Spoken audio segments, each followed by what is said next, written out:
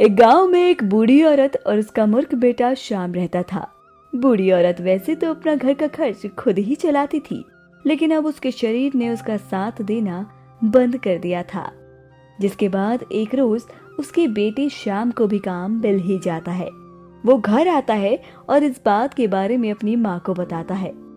माँ, मुझे आज काम मिल गया है।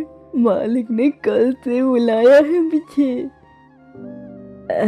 अच्छा बेटा, ये तो बहुत अच्छी बात है, लेकिन तुझे काम के बदले जो कुछ भी मिले उसे संभाल कर अपनी जेब में रख लेना। अगले दिन शाम काम पर जाता है। दिन भर काम करने के बाद शाम को मालिक उसे काम के बदले में दूध देता है, लेकिन मूर्ख शाम बिना अपना दिमाग लगाए अपनी माँ की बात को याद करता है और वो दूध को जेब में रखकर भागता हुआ अपनी माँ के पास आता है। माँ देखो, मुझे क्या मिला है। अरे दिखा दिखा, क्या मिला है। श्याम झट से अपनी जेब में हाथ डालता है, पर जब उसकी जेब में उसे कुछ नहीं मिलता तो वो परेशान हो जाता है। अरे क्या मिला है, दिखा भी दो अब। अरे माँ, पता नहीं कहाँ रख दिया। रखा तो जेब में ही था।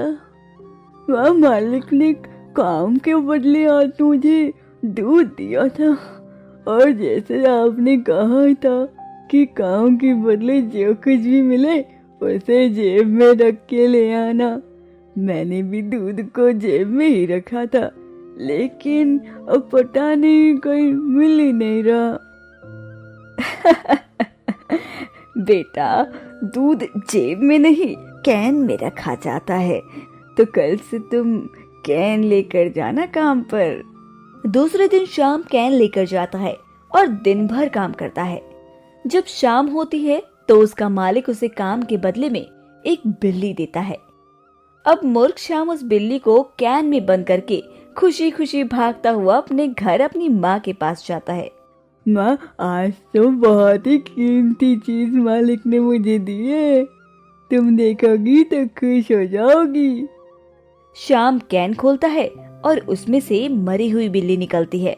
शाम कुछ भी समझ नहीं पाता और सोचता है कि बिल्ली कैन में रखने तक तो जिंदा थी, फिर ये मर कैसे गई। उसकी माँ को बिल्ली के मरने का बहुत दुख होता है और वो शाम को फिर से समझाती है।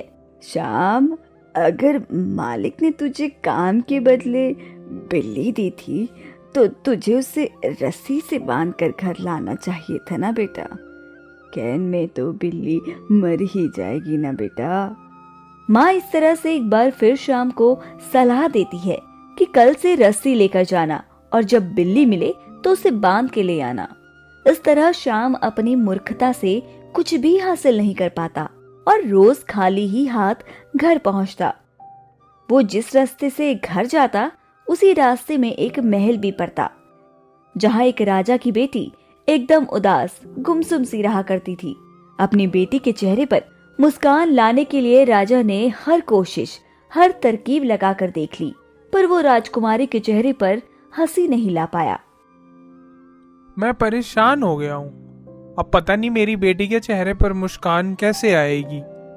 एक काम करता हूँ, एक शर्त रख देता हूँ कि जो कोई भी राजकुमारी को हंसा देगा उसके साथ राजकुमारी का विवाह कर दिया जाएगा। राजा ने गांव गांव में ये सूचना पहुंचा दी कि जो कोई भी राजकुमारी को हंसा देगा, राजा उसका विवाह अपनी बेटी से करा देगा। ये बात सुनकर दूर दूर से लोग राजकुमारी को हंसाने आते हैं, लेकिन कोई भी राजकुमारी को हंसा नहीं पाता और हार मानकर वापस चला जाता। वहीं दूसरी तरफ एक दिन शाम अपने काम पर जा रहा था, जहां उसे दिन भर मेहनत करने के बाद उसका मालिक खुश होकर उसे काम के बदले में एक गधा दे देता है। लेकिन मूर्ख शाम उस गधे को भी अपने कंधे पर उठाकर घर की ओर चल पड़ता है और फिर उस महल के पास पहुंच जाता है, जहां अपने कमरे की खिड़की पर बैठी राजकुमारी मूर्ख शाम के कंधे पर गधे को बैठा देखकर खूब हंसती है।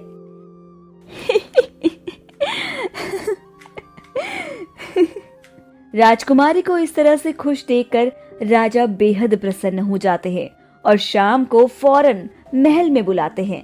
लेकिन शाम आने से इनकार कर देता है और कहता है कि सबसे पहले वो अपनी माँ के पास जाएगा और उसके बाद ही किसी से मिलेगा।